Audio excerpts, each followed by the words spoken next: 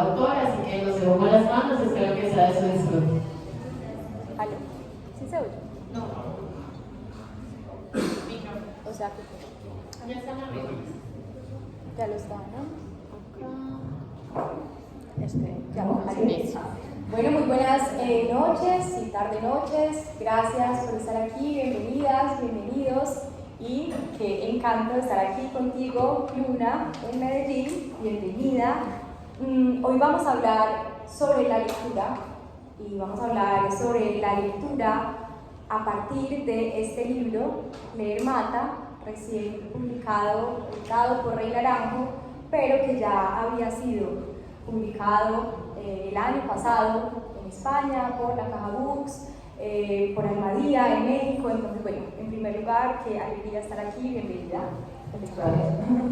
Para empezar, yo quisiera plantearles a ustedes una pregunta. Como les digo, vamos a hablar sobre la lectura al vuelo de este libro y quisiera que nos preguntáramos todos, no para responder, sino para pensar, ¿qué pasa en ustedes cuando leen? ¿Qué pasa en nosotros en el cuerpo cuando leemos? Porque pues, la lectura suele ser, o tendemos a pensarla, a entenderla como una experiencia muy mental, ¿cierto? Que pasa por la mente, por la imaginación, pero pues uno lee con los ojos, uno lee con la espalda, uno lee con las piernas, le duele también. Veremos aquí, y lo que tú nos planteas, lo dices pues muy hermoso, es que la lectura es mejor cuando, o leer es mejor cuando la lectura acapara todo el cuerpo.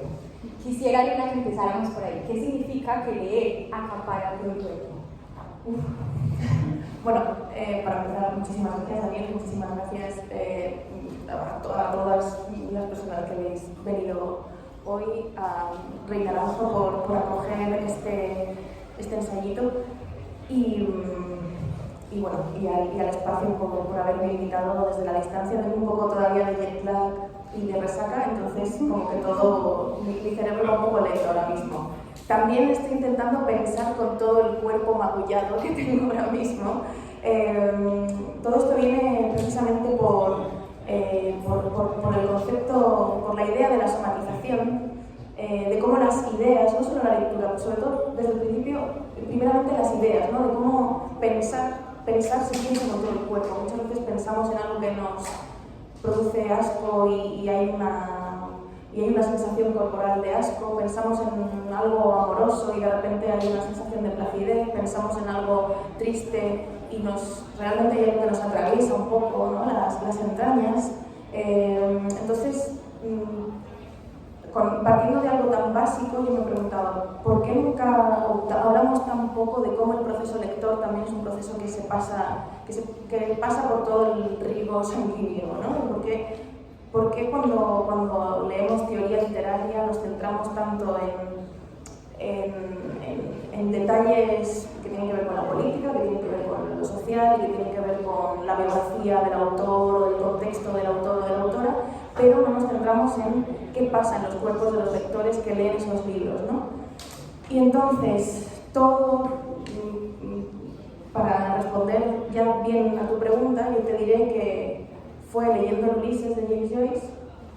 En 3 días me puse ese reto, quise adivinar si yo podía enfermar o qué iba a pasar a mi cuerpo si yo me daba ese atracón de literatura compleja. Y enfermé. Y esto me gusta porque ya lo veremos también cuando hablemos de esa performance. Perdona por interrumpirlas. Voy a hacer una observación de seguridad. Sé que probablemente eso se va a seguir llenando, entonces les propongo a las personas que estamos por acá dividirnos en las escaleritas de este lado y de este lado para que en caso pues, de una emergencia de uno lo quiera, no tengamos inconvenientes con las salidas de emergencia. Ya, era eso, muchas gracias. Si todos enfermamos, ahora mismo hay que salir corriendo. Precisa en este momento. Y es interesante porque tú has, claro, la investigación es algo que ha sido también fundamental y tú tienes la pregunta de qué pasa con esa relación con el cuerpo y hablan un poquito de la lectura de Joyce. También el Ulises es uno de esos libros que uno dice que algún día se va a leer o que preferiría leerlo en una clase o que preferiría leerlo con alguien que lo oriente y bueno, este sujeto decide poner su cuerpo a ver qué pasa, se lee 3 días aún cuando enferma. A ver, es un poco friki, yo también me dedico a la lectura, entonces creo que tengo también el privilegio de poder dedicar 3 días de mi vida a leer un libro, es decir, sé que no se puede hacer, y tampoco lo recomiendo hacer, pero sé que no se puede hacer todo el rato, ¿no? De hecho, de ahí viene la performance, ¿no? También de la muerte de la lectora. Hace unos meses en Madrid me propusieron dar una conferencia sobre la lectura y yo pensé que para qué hablar tanto de la lectura, que ya lo estamos haciendo con el libro y que ya lo hacemos, o sea, a mí me gusta hablar de libros en general cuando me invitan a cualquier cosa, ¿para qué hablar si lo que a lo mejor debería hacer es leer? E intentar demostrar qué le pasaba a mi cuerpo, ¿no? Si yo estaba encerrada 48 horas leyendo en un espacio cerrado, ¿no? Y ahí fue cuando llevé a cabo, cuando le puse más cuerpo todavía a un libro que parece que es sobre los libros, pero es sobre el cuerpo realmente, ¿no? Y así es como, al final no hice una relectura de Ulises, sino que empecé con Jane Eyre. ¿Y qué es lo que pasa cuando empiezas Jane Eyre a las 8 de la tarde y tienes que irte 2 días después a las 8 de la tarde? Pues que realmente me duró poquísimo. O sea, si nos dedicamos, o sea, yo no sé si iba muy rápido o no, quizás por de formación profesional he aprendido a leer en diagonal manuscritos a muerte. Pero de repente como que me di cuenta de que un libro no ocupa tanto, o sea, de que un libro no ocupa tanto tiempo, de que yo de repente en unas pocas horas mis ojos, mi cuerpo era capaz de leerlo, lo que pasa es que estaba agotada porque mi cerebro no era capaz de asumir lo que mi cuerpo sí que era capaz de hacer. Entonces muchas veces le damos como una entidad muy poderosa a la mente en todo el proceso literario, pero de repente yo me di cuenta en esta performance de que mi cuerpo podía más que mi cabeza, de que mi cuerpo podía hacer el ejercicio, pero que mi mente era la que era incapaz de soportar aquella situación, ¿no? Y enloquecí un poco verdaderamente. Me encanta. Y me encanta que uses el verbo acaparar. El verbo acaparar se usaba pues, hace muchos años en comercio para decir que uno reservaba una propiedad, como cuando uno la pisa y compromete ya esa propiedad de uno. Y tú dices aquí leer acapara el cuerpo, es una cita, una frase que aparece allí. Y es como si eso, la lectura te dijera, voy a pedir todo tu cuerpo. Y tú en este performance haces esa entrega del cuerpo al acto de leer, pero me pregunto hoy si entregamos todo el cuerpo a la lectura. Pues es tu trabajo, tú, digamos, puedes hacerlo, pero en este mundo que nos pide hacer tantas cosas, no sé, me pregunto por esa entrega del cuerpo a la lectura, ¿qué piensas? Depende también de la lectura, evidentemente. Yo no sé si yo al Quijote le puedo entregar mi cuerpo, en general. Pero, por ejemplo, esta mañana leía poemas de María Mercedes Carranza y uno me hizo llorar. Es decir, que de repente ese poema que yo no me esperaba, yo me compré el libro para llevarme de aquí autoras colombianas que todavía no había podido conocer en profundidad y para poder disfrutar, ¿no? También de lo que podía yo aprender de esta fiesta del libro. Y estaba leyéndola así en la cama, con un poco de jet lag, sin poder, 4 de la mañana, 5 de la mañana, sin poder dormirme, y me emocioné mucho. Era un poema sobre precisamente que dirigía al lector, era un poema hacia el lector, hacia el trabajo de la lectura. O sea, ella congeniando con sus futuros lectores, ¿no? Ese dirigirse directamente al lector, ¿no? Ese conversar con alguien que a lo mejor ni había nacido cuando ella había escrito ese poema. Y me puse a llorar. No sé, o sea, quiero decir que lo que produce el cuerpo cuando leemos son muchas cosas, ¿no? Puede producir muchas sensaciones, mucha química que creo que no hemos analizado tanto y eso yo creo que es interesante para luego poder también definir qué significan esos libros. Insisto, hay mucha crítica literaria, yo por lo menos en Barcelona hay un montón de librerías que tienen su parte de teoría literaria, literatura comparada, no sé qué, pero muy pocas veces, del mismo modo que ahora empezamos a reivindicar, y ahora que estamos en el festival que hablamos de cuestiones feministas, etc. Del mismo modo que ahora se reivindica una escritura corporal, escribir con el cuerpo, lo decía Gabriela Biener hace unos días, creo que aquí también en Colombia presentando sexografía, ¿no? Que escribir es escuchar, es escribir el dictado del cuerpo, ¿no? Pues a mí me interesa también el proceso contrario, ¿no? Cómo el libro dicta después al cuerpo. Y qué interesante eso que dices, porque pues finalmente esta es una pregunta de investigación, ¿cierto? Entonces uno podría, para presentar a uno que ha escrito poemas, varios poemarios, escribe novela, ensayo, teatro, actriz, es editora, aquí también, y aquí hay un ejercicio de investigación y me parece lindo pensar, claro, cuando uno investiga en la universidad, pues el marco teórico, los objetivos, no sé qué, y uno va hacia un lugar o va hacia un objeto, pero aquí tú eres ese objeto, ¿de qué otra manera podría uno entender o estudiar lo que pasa en el cuerpo cuando uno lee, si no es dejándose? Y por eso quiero que volvamos a ese performance, ¿cierto? El performance que ocurrió en abril de este año, abril, ¿cierto? 2023, se llama La muerte de la lectora. Ahí pues participó también una artista plástica, una filósofa feminista, y en ese título de La muerte de la lectora hay muchas cosas, una ironía, pienso, también ese coqueteo obviamente con Roland Barthes, pues con este asunto de la muerte del autor, pero tú hablas aquí de la muerte de la lectora, y quiero que hablemos de esa ironía en el sentido de que la lectora no está muerta, sino que la lectora está viva, sí, está acaparada en cuerpo y alma a ese acto de leer, y sobre todo la lectora está cansada, está enferma. ¿Tú en qué momento empezaste a sentir? Quisiera que nos detuviéramos más en eso y que aterrizáramos en esta crítica que tienes tú a esa idea de la lectura salva, porque aquí se salva la lectora finalmente. Entonces, como recuperar ese itinerario de 48 horas de Luna Miguel leyendo, ¿cierto? Lo que pasó en tu cuerpo, que descubriste también de tu cuerpo, sí. ¿Cómo te salvaste? Bueno, me vino la regla ese día. Ay, fue horrible, la verdad. ¿Y tuve que pedir mucho ibuprofeno, la verdad. Pero bueno, esas son otras cuestiones. Literatura y menstruación es otro gran tema, pero no para ahora. Sí, no, o sea, me gusta que saques lo de Roland Barthes porque realmente es un poco una risa también, ¿no? Una gracia a propósito de la muerte del autor. Y tiene que ver y esto tiene que ver precisamente con dónde quiero situar yo al lector en todo el proceso literario.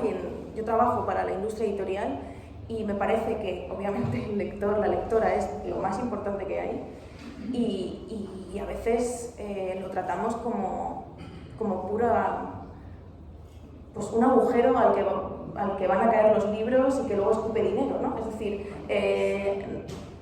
hemos teorizado muchísimo sobre cómo leen los académicos, pero no teorizamos, no pensamos en cómo leemos todos, ¿no? En las diferentes maneras que hay de leer y en las diferentes maneras que hay de dignificar el trabajo lector, porque yo creo que un lector es un artista también, un artista de la mirada. Somos artistas que construimos nuestras propias bibliotecas con nuestro gusto personal, con nuestra subjetividad, con nuestras obsesiones. Ahora, por ejemplo, que ha salido el libro de Aura García Junco en México, en Sexto Piso, que es sobre, no recuerdo el título porque es muy largo, me encantan los títulos largos, pero luego no me acuerdo de ellos. Y el libro es una autobiografía basada en qué vivió ella cuando recibió la biblioteca de su padre que acaba de morir, ¿no? Y claro, de repente ella traza una historia familiar a través de los libros de una persona, ¿no? Es decir, es una historia de un lector y ese lector decía cosas con cómo colocaba sus libros, decía cosas con cómo los subrayaba. Todos decimos cosas, todos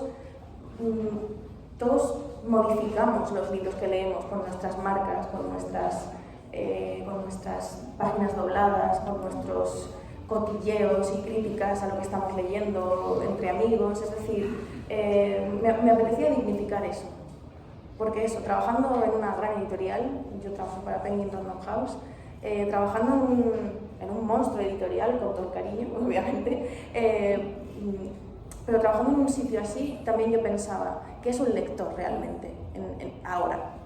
¿Y cómo le podemos dar el sitio que merece, ¿no? Porque si ahora la industria sobrevive es también por los clubes de lectura, por el interés, ¿no? de muchas lectoras. En España, por lo menos, la mayoría de lectores son lectoras, según los datos que nos dan cada año, ¿no?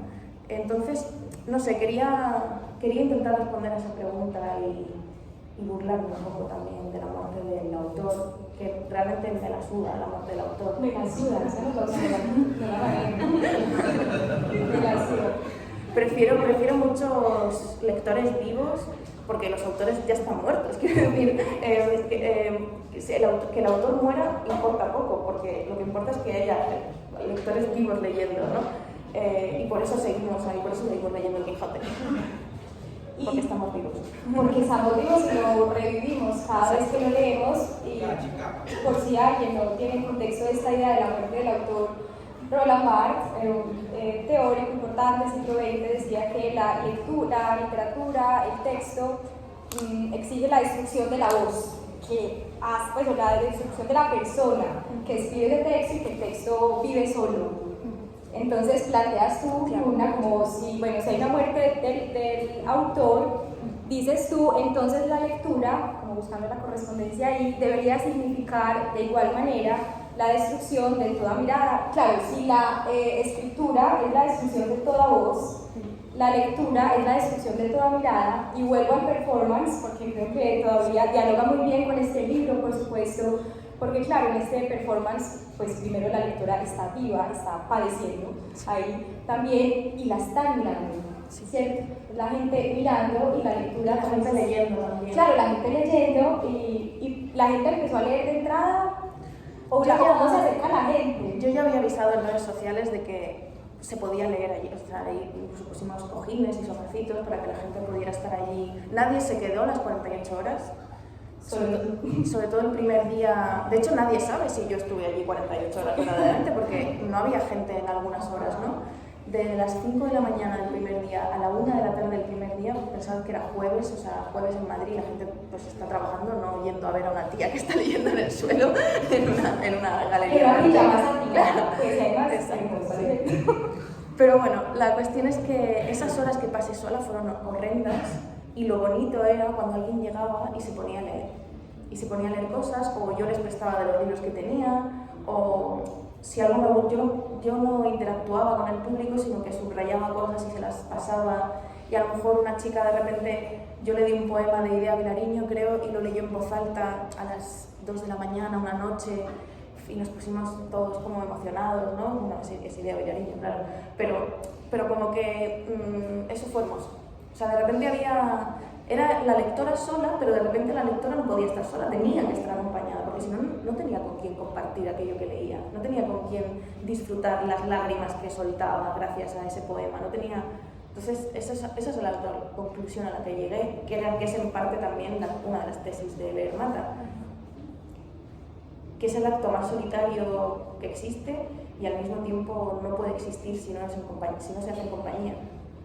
Y justo quería aterrizar se me fue, en esa frase, una de las frases que tienes ahí, y es la lectura como acto solitario, que así pues se está leyendo y ahora le vamos a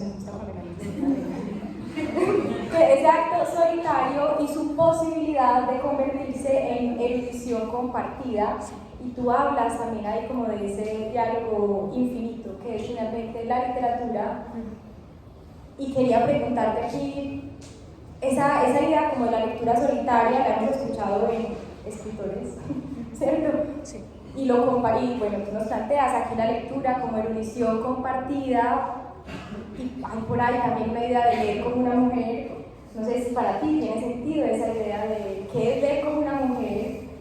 Se puede pensar en eso, que por cierto es teoría de un hombre, pero es interesantísimo pensar en ese leer como una mujer, que implica, que exige, se puede, tiene sentido, y también para ti, ¿cómo lo dices? Aquí me pillas, claro, porque...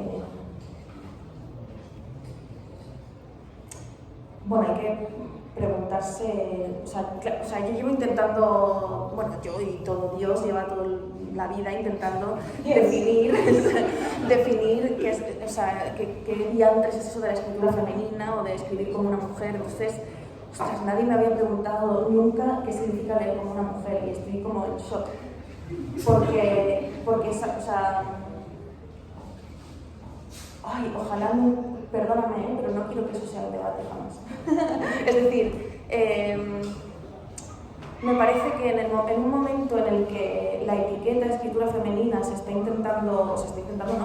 derribando, yo creo, y se está llegando al final, durante un tiempo ha sido muy útil. Las etiquetas durante un tiempo de reivindicación son útiles, pero de repente las etiquetas pueden ser el peor de los pesos y la peor de las condenas, ¿no? Puedo entender que para una Hélène Cixous o para algunas teóricas de hace ya, que escribían hace bastantes años, ¿no? Y que teorizaban sobre la literatura hace bastantes años, a mediados, finales del siglo pasado, diferenciarse con esa escritura de mujeres o ese hablar mujer, ¿no? En el caso de pues estas teóricas lacanianas, era muy, muy importante, ¿no? Marcar esa diferencia para que supiéramos que estaban, ¿no? Marcar la diferencia y poner la etiqueta para poder designar, para poder ver lo que hasta ahora a lo mejor no habíamos visto. Pero yo creo que llega un momento de la vida en el que la etiqueta ya puede ser perjudicial, ¿no? Y esto, yo creo que estamos en un momento en el que merece la pena desprenderse de la etiqueta, ¿no? Y por eso yo no quiero hablar de una lectura de mujer. Porque para mí sería regresar a París en los años 70. ¿Sabes? Y de eso ya no está. O sea, ya no se puede fumar en los bares, ya no estamos en París en los años 70, ya no nos interesa, a mí por lo menos no me interesa esa pregunta. Lo que sí que me interesa es criticar al escritor macho. Y creo que no es incompatible alejarse de la etiqueta de escritura o lectura de mujer con seguir criticando las barbaridades misóginas a las que nos tenemos que encontrar diariamente en la vida y en la literatura. Sí, yo pienso ahí, claro, la etiqueta se convierte fácilmente en un lugar común que replican y bueno, se vuelve en eventos, en eslóganes, leer como mujer, escribir como mujer, escritura femenina, y pienso de todas maneras que en esos lugares comunes hay por ahí un pedacito de verdad, de alguien que... En ese sentido, yo preferiría decir una lectura feminista, un leer feminista, no un leer mujer, sino un leer feminista, porque ahí hay un posicionamiento político y hay una idea y hay una manera de estar en el mundo y hay una manera de luchar leyendo. Y yo preferiría llamarlo así, no leer mujer, leer feminista o escribir de manera feminista también, ¿no? Claro, que ahí sería como leer feminista, no entendiendo la mujer como una esencia, como la mujer es así, sino como una ubicación. Me gusta como ese también, ese lugar marginal o ese lugar, eso distinto de lo que se ha mirado siempre, ¿cierto? Es otro tipo de mirada. Y luego transversal también, ¿no? Sí, transversal, ¿en qué sentido? En todos los sentidos. O sea, transversal, una mirada politizada, una mirada antirracista, una lectura interseccional y transversal, exacto, sí. Y pensaba también, claro, leer como mujer, lo conecté con el libro. Este es un ensayo sobre la lectura, pero a la vez es un relato, cuento, novela. Hay un personaje al que le pasan muchas cosas, un personaje que lee y al que le pasan muchas cosas.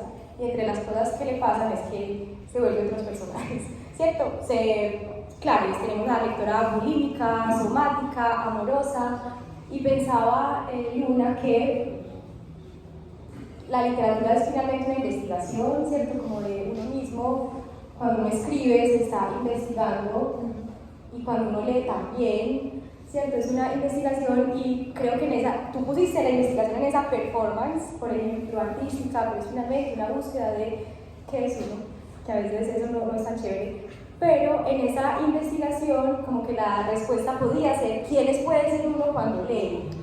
Y me gustaría que habláramos de esas personajes que aparecen en el libro, bulímica, enfermiza, somática, amorosa. Sí, es un poco, no es bipolaridad, sino cuatripolaridad, no sé, es como, yo creo que esos personajes, o sea, la protagonista del cuento ensayado se llama Lectora y entonces pues se va convirtiendo, va teniendo distintos apellidos y va cambiando su manera de leer también dependiendo de los libros que le vayan obsesionando, ¿no? Esto tiene que ver también con las lecturas obsesivas, ¿no? Con los batanias, como lo llamo yo aquí, ¿no? Esas épocas en las que queremos leerlo todo de Melino Tom, o esas épocas en las que no queremos leer nada, o esas épocas en las que nos obsesionamos con el cómic de no sé qué mangaka japonés que es imposible conseguir y que tienes que leértelo en una web que está súper mal traducido. Bueno, en fin, o sea, como esas distintas lectoras, esos distintos apellidos responden a distintas obsesiones. Por eso cuando la gente habla de qué tipo de lector eres, yo siempre pienso, joder, es que depende del día, ¿no? Yo hoy puedo ser una lectora emocional porque todo lo que he leído hoy me ha hecho saltar las lágrimas. Entonces, yo ahora mismo podría ser la lectora emocional, ¿no? Hasta que llegue un momento en el que tenga que volver a ponerme seria y trabajar y estar en Barcelona, en mi casa, currando, y entonces seré la lectora profesional, ¿no? Pero me gusta que no encasillemos nuestra manera de leer, porque siempre llega un libro que lo cambia todo. Y yo estoy a favor de ese poliamor lector, ¿no? Yo no quiero tener un libro y un autor de cabecera y que todo gire en torno a esa obsesión, sino que yo quiero tener muchos amores literarios, que es lo que al final te hace vivir muchas vidas. Y en esa investigación y esos que podemos ser, pensaba, claro, hay una manera, es como tú lo dices, también está como en términos morales, ¿cierto? La lectura profesional o bueno, lecturas de otro tipo, pero cuando uno se enfrenta, por ejemplo, a obras literarias con las que goza, con cosas que no son aceptadas moralmente o colectivamente, pienso, por ejemplo, en Agamenón, estoy leyendo tragedia, entonces, claro, pensar en Clitemnestra y la bañera, el marido, no sé qué, y uno siente como un cierto goce y uno se achanta también, pero es como ese descubrir qué puede haber en ti, sí. Y bueno, quería que habláramos de eso, pero también como de si hay por ahí algún libro que avergüence gozar. Michel Houellebecq en general. Okay. O sea, es uno de mis placeres culpables, Michel Houellebecq, y ya está. Tengo grandes historias sobre él que solo puedo contar borracho. Por favor. De hecho, una de las cosas que hice, no sé si lo cuento en Marta, pero con Serotonina, por ejemplo, cada vez que había un comentario no misógino, que de eso sabía desde la primera línea, sino hipermisógino, yo ponía al lado chupito, con la intención de que cuando terminara el día, beberme los chupitos que hubiese... Pero solo en las 20 primeras páginas hubiese acabado con un coma etílico impresionante, lo cual demostraba que, bueno, lo que ya sabíamos, que Michel Houellebecq es Michel Houellebecq. Y ese es mi placer culpable. Pero yo creo que la literatura también está para esos placeres culpables, ¿no? Incluso el otro día había una polémica en TikTok, porque hay muchos booktokers, creo que se llaman, y como que hay nuevas polémicas, o viejas polémicas que toman nuevas formas, y hace poco era no recuerdo qué libro era, pero era un clásico, a lo mejor algo del boom, no lo sé, a lo mejor era hasta Gabriel García Márquez, no lo sé. Y una chica decía que odiaba ese libro porque había una página en la que maltrataban a un perro y que cómo podíamos estar leyendo algo así. Buah. Y claro, por un lado puedo entender la frustración y la repulsión que te puede provocar ciertas escenas con las que ahora estamos más concienciados, quizá por el animalismo, etc. Pero al mismo tiempo, el contrato de la ficción, la literatura, ¿por qué en la literatura no puede haber cosas malas? Yo prefiero que estén en la literatura, no en el mundo. O sea, quiero decir, y a lo mejor ver esa violencia contra el animal a mí también me hace concienciarme de... Bueno, no lo sé, o sea, como que de repente se me despertaron muchas preguntas. Y también me pareció bien que gente en TikTok, es decir, gente nacida en los años 2000, estén debatiendo esos temas a través de libros que están leyendo, ¿no? Y me dio, a pesar de que la polémica me parecía un poco estúpida en cierto modo, también me dio esperanza de que gente muy joven estuviera teniendo esos debates, leyendo esos libros y teniendo esos debates. Es complicado. Sí, es complejo y nos lleva también a preguntarnos por la censura, por ejemplo, la cancelación hoy que hay con ciertas obras que tienen diversas escenas que no son políticamente correctas. Y si es muy tenaz, porque claro, lo que dice, la literatura también está para eso, para esa exploración emocional, de qué puedo hacer yo, qué perverso hay en mí, como hablábamos ahorita en la charla de Sebastián. Y pienso en una idea que hay, una cita que tiene de Alan Pauls, en ese libro Trance de Alan Pauls, que creo que tiene un poco un diálogo con el registro. Y dice ahí, se atreve a hablar de sí mismo en tercera persona, como si acaso el lector y el escritor fueran dos entes distintos.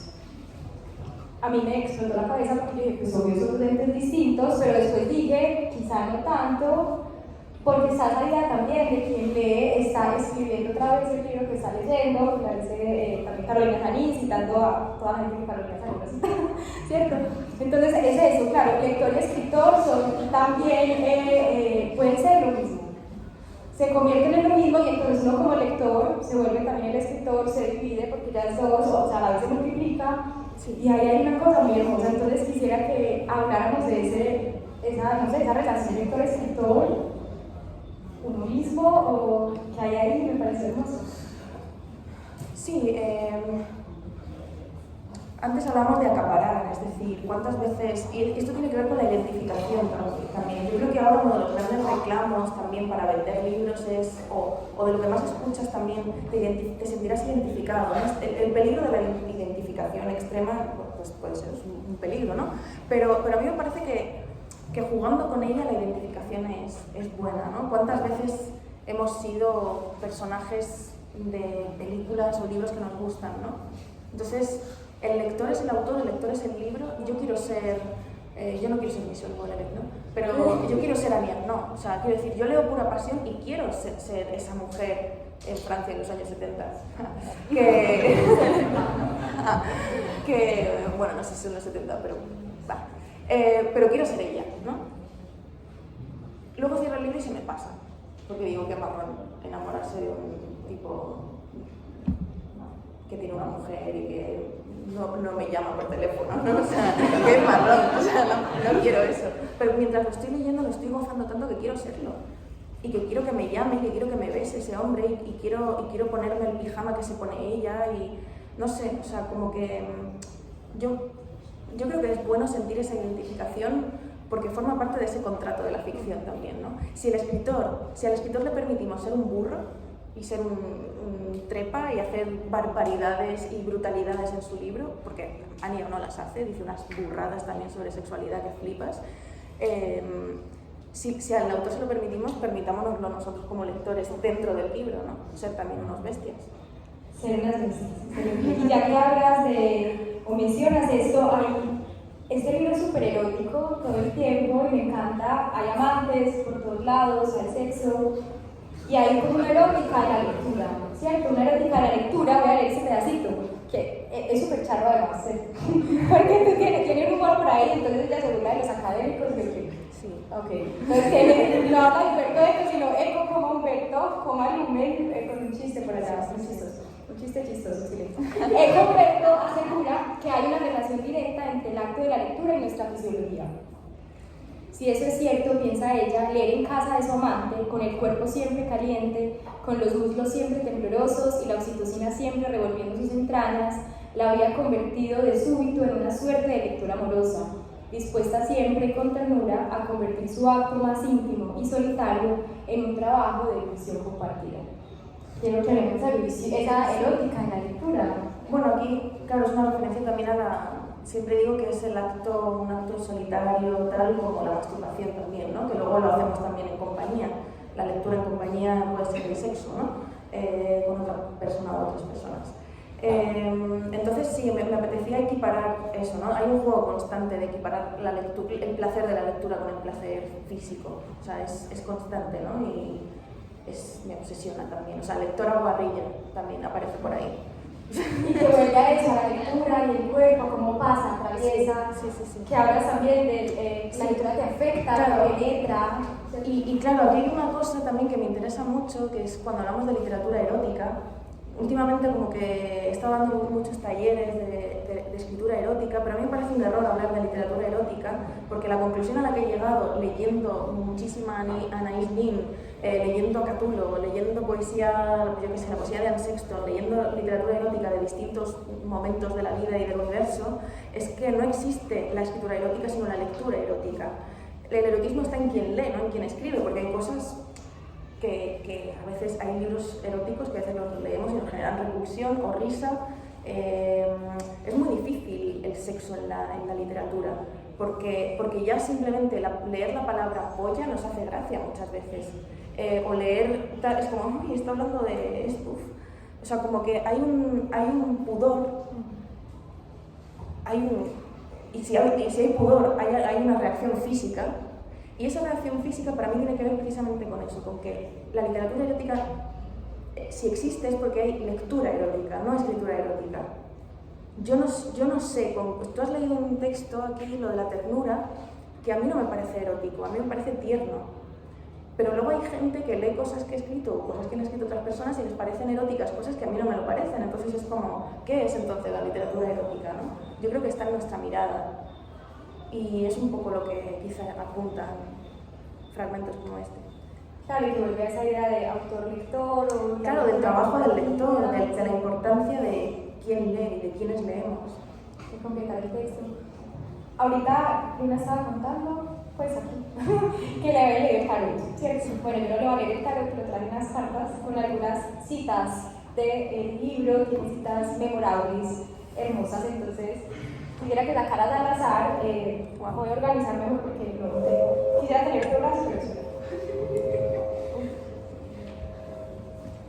Necesitas que te sostenga Ya. el micrófono. Entonces, léela y qué podemos hablar de eso, qué podemos decir, es la actriz, a ver, vale. En sus apuntes sobre la muerte, Elías Canetti dijo: he montado una biblioteca para 300 años y más, y todo lo que necesito ahora son esos años. Hablemos de esa idea de la lectura como un proyecto interminable. También uno a veces dice, quisiera tener tiempo para leer o jubilarme, sacar vacaciones, pero es inacabable. Sí, hay un momento, me he estado viendo Las chicas Gilmore recientemente, y hay un momento en el que llegan a la universidad donde va a estudiar la hija, mira la biblioteca y se pone a llorar porque dice, no, nunca voy a poder leer todo lo que hay ahí dentro, ¿no? Me pareció muy entrañable y pensé, ¿por qué he citado a Elías Canetti en vez de Las chicas Gilmore? ¿No? O sea, cuando está mucho más interesante esta escena de esta... Y que tiene esa idea, cuanto más lee, menos ha leído. Exacto. ¿Cierto? Como que es también esa conciencia de que nunca vas a acabar. Pero eso es hermoso, o sea, no hay que ser acaparador. Vamos con otra. Y de Carlos, ¿tú querías contar algo también? Ah, no, que me hicieron una lectura horrible hace poco y estoy como deseando que Colombia me cure, porque salieron unas cosas que lo flipáis. ¿Cómo te podríamos curar?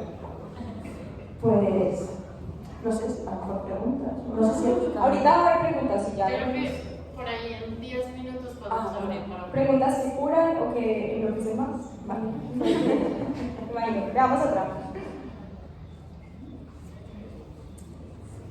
¿Acaso el libro no deja también una especie de lesión irreparable en quien lee? Las manos del amante llenas de tinta roja.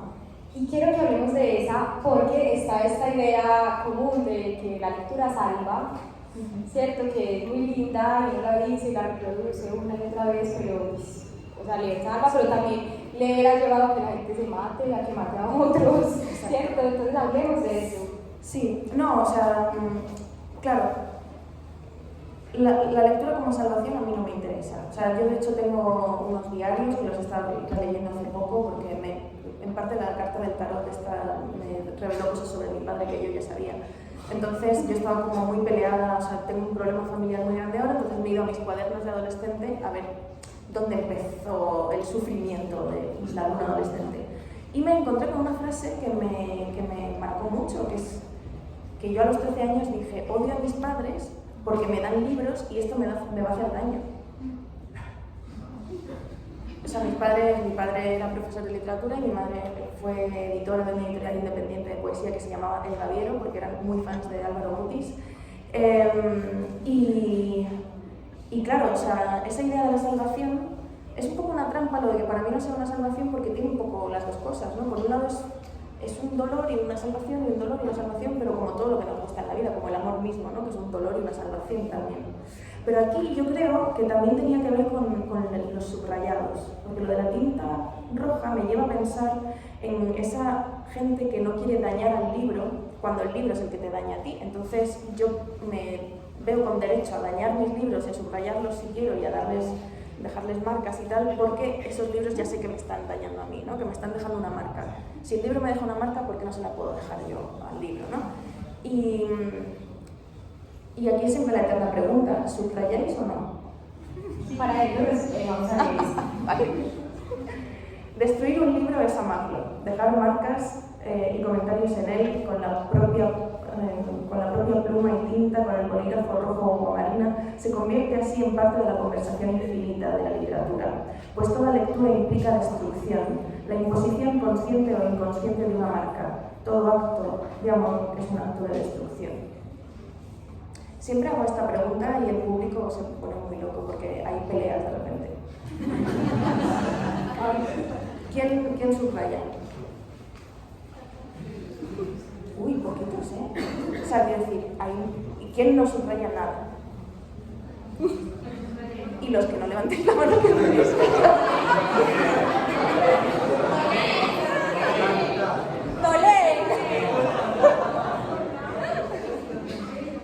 Bueno, interesante. Gracias.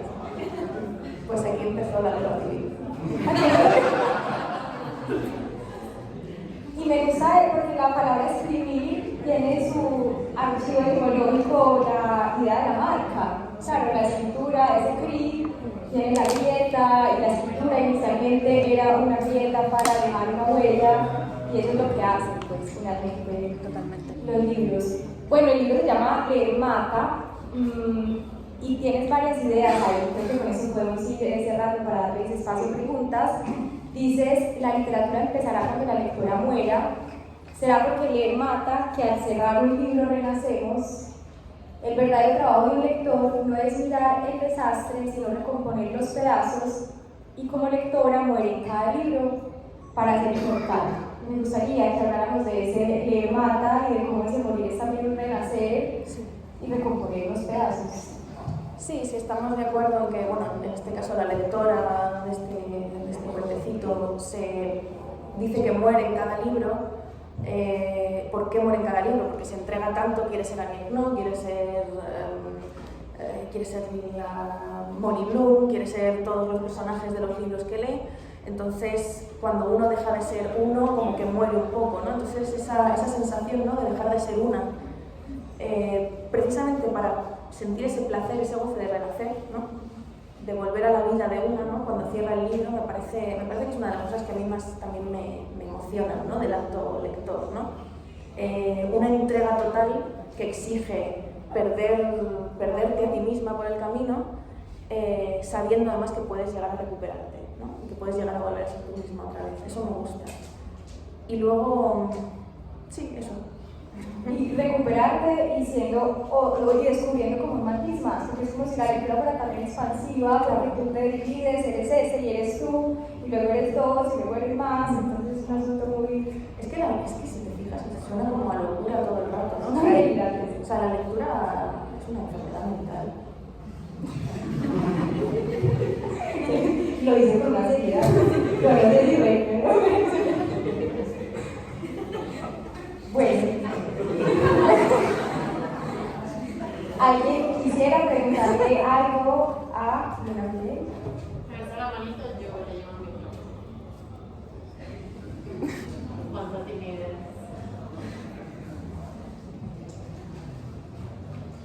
Estupefacto o sin palabras.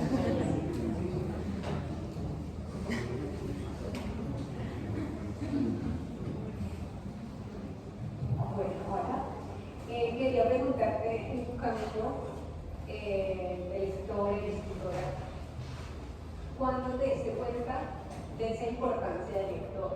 porque muchas veces estamos hablando siempre de los escritores, wow, los libros, y el lector es un poco aplaudido. Entonces, ¿cuándo te diste cuenta de la importancia? Pues creo que cuando yo tengo un club de lectura desde hace bastantes años, desde 2018 por ahí, y creo que fue ahí, o sea, sí, creo que fue gracias a esa sensación de que de repente todas esas personas que se fiaban de mí, o sea, claro, cuando diriges un club de lectura, pues haces una serie de... Yo escribo con cada libro que hago en el club de lectura, y es todos los meses uno, o sea que es mucho trabajo, escribo un ensayito prácticamente sobre cada uno de los libros que trabajamos, ¿no?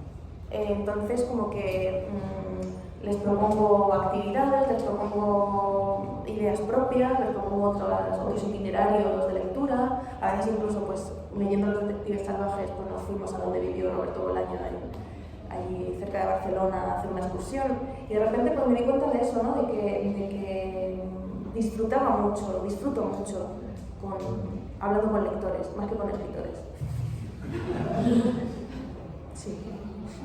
O sea, porque hay una pasión que no tiene que ver con el ego, ni con cuánto he vendido, ni con quién me publica, ni con cosas así, ¿no? Es una pasión pura, una pura pasión. Y fue ahí, sí. Buenas noches. Escuchándolas, se han despertado un montón de cosas, aunque como un montón de referencias además en el ejercicio de lectura. Se me viene a la cabeza el respecto con los placeres clandestinos en relación con la lectura, pero hay algo que tú planteabas ahorita, y es, bueno, la idea de que el libro nos acapara, ¿cierto? Como que nos dicta una forma de sentir en la experiencia lectora. En algún momento, y seguramente todos hemos tenido libros que nos han conmovido profundamente. A mí particularmente Mis soles espléndidos me pareció un libro fuerte, y me hacía la pregunta que ustedes ahorita estaban como tratando de cuestionar, y es ¿qué siente la mujer cuando lee este libro? Era mi pregunta en ese momento, que se desdibuja pues con los comentarios que ustedes hicieron ahorita. Entonces mi pregunta está en ¿qué tanto en el ejercicio de lectura, en la experiencia lectora, digamos, en ese ejercicio de que el libro me está acaparando, la experiencia vital de una persona tiene sentido en esa experiencia, en ese juego con el ejercicio de leer, ¿no? Con la práctica lectora? No, totalmente. Ya ni siquiera es una cuestión de géneros, de clase, pues eso, de experiencia y tal, ¿se lee con acento? Esto es una pregunta que yo me hago mucho. Ahora que el libro ha salido, se publicó en España y es un libro súper español, o sea, hay chistes, o sea, hay acento almeriense. Yo me he criado en Almería, aunque mi acento es muy madrileño, pero hay palabras, el terrao, el socio, no sé cuántos, o sea, hay acento almeriense. Este libro está escrito en almeriense. Entonces, ¿con qué acento se lee? ¿Con qué acento lo leen otras personas, no? ¿Cómo cambia un libro dependiendo del acento con el que se lea? ¿No? Esto yo me lo pregunto mucho también. Pero por responder algo así más cute, yo pienso en cómo a veces cuando le leo poemas a mi hijo, que tiene 7 años, y pues a veces le leo a Lorca sobre todo. Sí, o sea, leerle, hay poemas de Lorca que yo creo, o cosas de surrealismo, bueno, pero no el surrealismo así como más visceral, sino cosas así. Lorca, sí. Lorca está muy bien porque le despierta mucha imaginación. Y de repente mi experiencia lectora de Lorca, que pasada además por haber estudiado, no sé si profundamente, pero mucho su obra, por haber estudiado a la generación del 27, por saber cosas de la Guerra Civil Española, por todo lo que tiene que ver Lorca con la situación política en España. A mí me dice unas cosas, pero de repente un niño de 7 años, guau, el caballo en la montaña, ¿sabes?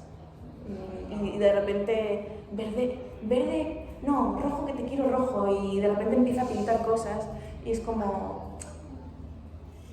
Claro, él no lo está leyendo, se lo estoy leyendo yo, y esa es otra diferencia.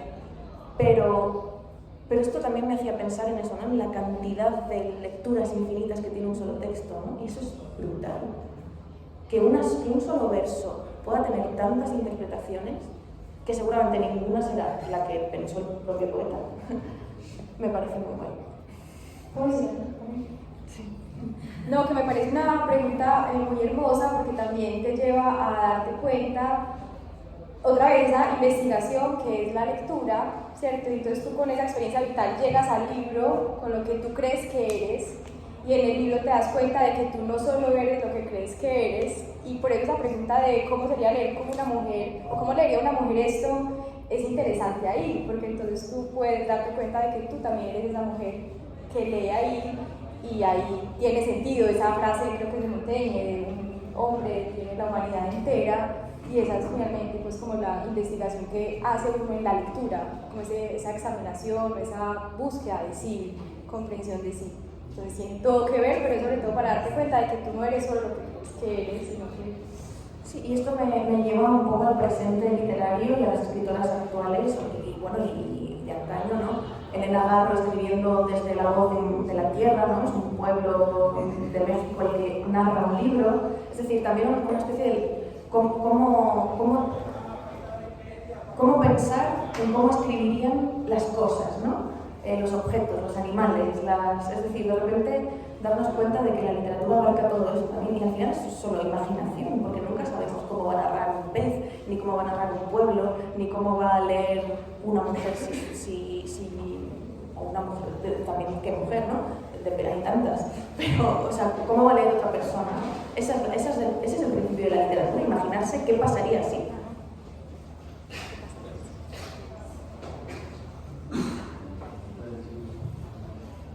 Buenas noches. Luna, yo te quería, pues, digamos, por un momento dices como en que solo hay lectura erótica, ¿cierto? No hay escritura erótica. Pero, pues, no me quedó dudando mucho porque, pues, de igual forma, el autor tiene ciertas intenciones a la hora de escribir, ¿cierto? No es completamente ingenuo a las dinámicas, a esas realidades. Entonces, es más como hasta qué punto, hasta qué espectro, ¿cierto? Hay una responsabilidad de uno u otro y también dependiendo en el lapsus histórico en el que uno los vea, ¿cierto? No es la forma, pues hoy no vemos los clásicos como lo veían hace 50 años o hace quién sabe cuánto, y eso cómo interfiere pues en la dinámica como de la lectura. A ver, aquí volvemos un poco al tema que tratábamos antes también de cómo leer al escritor macho, cómo leer cosas de antaño, cómo leer cosas que hoy serían cuestionables, la relación es lo mismo, hay que separar obra de autor, etc., ¿no? Yo creo que no hay que separar obra de autor, pero también que uno como lector debe ser consciente de lo que está leyendo y debe asumir lo que está leyendo y ya que está participando en ese ejercicio, quizá proponer nuevas lecturas a partir de lo que está leyendo, ¿no? Yo siempre pienso, por ejemplo, en Ted Hughes. Ted Hughes es uno de mis poetas favoritos. Él era el esposo de Sylvia Plath y era un maltratador tremendo y la trataba fatal a ella y otras mujeres con tal... O sea, no solo se suicidó Sylvia Plath, también se suicidó su siguiente mujer. Es decir, que algo hacía ese hombre en su vida para generar dolor, ¿no?, a su alrededor. Y me encanta su poesía y leo a Ted Hughes y adoro mucha de la literatura, de la poesía que él creó a propósito de la naturaleza. Una escritura con unos tintes muy femeninos a veces, porque habla mucho del vientre, de la tal, o sea, de la sangre, o sea, como muy a lo que asociamos al femenino, ¿no? Pero la cuestión es que mi responsabilidad para con Ted Hughes, es decir, me encanta Ted Hughes, era un maltratador. Igual que Michel Houellebecq me encanta y es un misógino. Igual que Heidegger, todos lo leemos en la universidad y era un nazi. O sea, quiero decir, pero tenemos que ser conscientes de lo que estamos leyendo. Y a partir de ahí emitir nuestro propio juicio. Es decir, uno cuando escribe, evidentemente no es ingenuo, pero uno ya escribe para que otro le responda. Porque es una conversación la escritura. Entonces uno se posiciona en el mundo como escritor o escritora sabiendo que alguien va a tomar esas palabras y las va a responder, ya sea de una manera u otra, ¿no? Y a mí me parece que que eso es parte del juego, de todo esto. No ser nada. Eso no hay que decir, no, eso no nos interesa. Bueno, hay una situación. Antes nadie quería hacer preguntas y ahora hay 3 personas. Tenemos planeada una firma, la firma de libros, ¿cierto? De 7:30 a 8. Son las 7:28. Ahora, si ustedes quieren robar tiempo a la firma del libro, no hay ningún problema. Podemos hacer las 3 preguntas y ya hasta ahí sí cerramos. ¿Les parece? Ahora tenemos una firma de libros La firma de libros oficial es en el patio de las azaleas, en la mesita rosada que dice firma de libros. Claro, pero si Aquí afuera seguir conversando, podemos y mañana es más interesante rellenar los libros. Ah, listo, sí, también. Sí, usted. Perfecto. Entonces, ¿les parece hacemos las 3 preguntas y cerramos? Bien. 1, 2, 3. También digo que tengo una lectura a las 8, ¿eh? Tengo una lectura a las 8. Ah, sí, ya yo prometo las ¿Está 3. máximo a las 8? ¿Sí?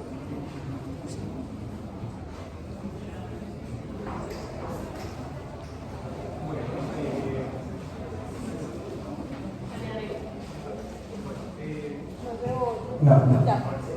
Bueno, mi pregunta sería, ¿qué le podrías decir a una persona que precisamente por el miedo que quizá le generó a la lectura ya no se atreve a explorar los textos?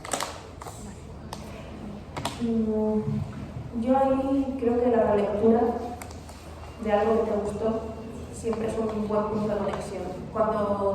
Cuando yo pierdo las ganas de leer o no encuentro, o algo me ha decepcionado mucho, o no me ha gustado, me ha resultado muy difícil, muy complejo, estoy cansada de buscar o lo que sea, ¿no?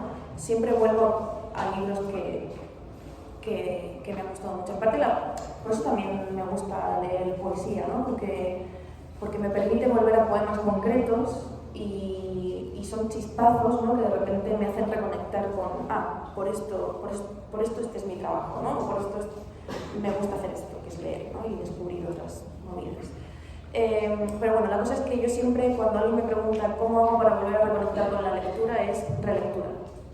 O sea, vuelve a algo que te emocionó. ¿Y sabes lo peor que puede pasar? Que odies aquello que te emocionó. Pero eso ya es bueno, porque de repente dices, Dios, he cambiado como lector, porque algo que me gustó tanto ahora no me gusta. Y de repente a lo mejor ahí empiezas a leer otras cosas, ¿no? A mí me parece que la relectura es un ejercicio muy sano y que te conecta con tu pasado, te conecta con otro momento y te hace, pues eso, volver a amar, pasar páginas. Releer es regresar, de acuerdo con Virginia Woolf, a nuestras horas más felices. Su misa es feliz, el dolor de la lectura le emociona.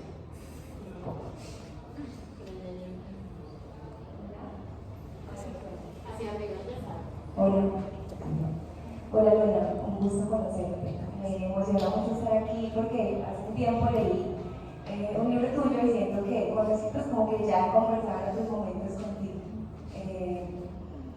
No he leído pero algo que decías me conecta mucho. Hace poco terminé un libro de Cristina Angol que literal me mató y no he podido recomponerme de ese libro. Entonces quisiera preguntarte, en tu ejercicio de lectura, ¿cómo te recompones? ¿Cómo vuelves a revivir? ¿O cómo propones, no sé, como soltar esa muerte que te deja un libro y que a veces como que definitivamente no puedes pasar a otro momento de tu vida? O compartir esas impresiones con otras personas que han leído el libro y cotillear juntos, ¿no? Me gusta el concepto de cotilleo en ese sentido. Y luego una cosa que es lo que yo hago, lo que hago siempre, que es escribir. Escribir sobre lo que he leído. Escribir sobre los puntos conflictivos de aquello que he leído, escribirle una carta que nunca enviaré. Bueno, que nunca enviaré al autor o autora, hacer un ejercicio de escritura propia para intentar entender qué es lo que me ha removido, ¿no? de ese libro. Porque a lo mejor eso significa, hostia, aquí ya me pongo un poco psicoanalítica, ¿no? Pero a lo mejor eso, o sea, cuando a mí eso me pasa, es que ese libro ha tocado algo que yo todavía no he sabido expresar. Entonces, escribiendo es como me curo un poco con eso. La cura por la escritura, ¿no? He pensado muchas cosas oyéndolas, pero ahorita decías algo que me interesa y me ocupa, y es que tú hablabas de que a pesar de que pensamos la lectura en solitario, es algo que ocurre en colectivo, pienso que la lectura en ese sentido puede ser una invasión, una tormenta, en el sentido de que primero te puede afectar a ti. Y yo recientemente leí La campana de cristal de Silvia Plath y dormía con ella, y yo sentía que anímicamente estaba pasándome algo, estaba más deprimido que antes, con más bajones, pero luego llegaba a afectar a los otros. O sea, como en la comunidad que tenemos, eso que leemos se convierte como en unos vasos comunicantes, y te lo quería como poner acá, es porque yo veo que tú compartes todo el tiempo en sus canales lo que estás leyendo, lo que mandas, y uno termina afectándose porque uno también se obsesiona con eso. Entonces uno no solo quiere leer La campana de cristal, quiere ver la película, pero no puede acceder a la película, se convierte en como en un Sherlock Holmes buscando la pista, pero a veces uno es consciente de que tiene que tomar la distancia porque te está enfermando, pero otras veces no. A mí literalmente puedo dejar de leer a Silvia Plath hace una semana porque mis faunas a nivel de salud mental me estaban afectando ya demasiado, porque sentí que lo que realmente pasaba era lo que pasaba en Silvia Plath, no en mí. O sea, mi vida real había desaparecido y estaba empezando a afectar a la comunidad. ¿Cómo has experimentado esto como no solo como una autora, sino como una lectora que constantemente está en contacto con lectores? ¿Cómo de manera recíproca o no esas tormentas lectoras afectan o no a las tribus que están cerca de ti? Yo eso lo llamo así como un poco mal, enfermedad de transmisión lectora. Sí. Y me pasa sobre todo con mi pareja. Me pasa que vivimos en ciudades distintas. Yo vivo en Barcelona y él vive en Madrid. Él también lee mucho, quizá más ensayo que otros géneros. Y me pasa que muchas veces como que nos pegamos lecturas, nos pegamos enfermedades de transmisión lectora, y eso acaba generando también el estrés de, joder, o sea, él por ejemplo ahora está en Lima, y claro, lleva leyendo literatura peruana todo el verano, y claro, yo venía a Colombia y yo no quería leer literatura peruana, yo le quería leer literatura colombiana, entonces hubo como un choque ahí y no podíamos hablar de nada. Porque era imposible, o sea, como, vale, conectábamos en ciertas cosas y tal, y no sé qué, pero como que había una sensación como de desconexión, porque normalmente, pues si algo nos obsesiona mucho, pues acabamos entrando en el vicio del otro, ¿no? Y en este sentido, y también va a sonar un poco mal, pero a mí me gusta también el club de lectura porque ahí mando yo, entonces yo elijo los libros, y ahí no me genera esa frustración, ¿no?, de tener que meterme yo en la ola de otro, ¿no? Aunque bueno, esas tensiones también las vivo, yo sigo mucho pues a amigas, lectoras y escritoras en redes sociales, y pues también me entro en tensión cuando veo que alguien está obsesionado con algo y que yo no estoy en el mood para ponerme a leer a tal escritor o tal escritora, ¿no? Pero sí, yo lo llamo eso, enfermedad de transmisión lectora, y no tengo remedio para dar. Bueno, con eso cerramos acá. Gracias a Daniel, a Luna y a Ringarán Editores por este espacio, a ustedes por la disposición y la compañía. Les recordamos que la firma de libros es en el patio de las Azaleas, en una mesita rosada, está bastante visible a mano izquierda, para que nos acompañen allá. Muchas gracias.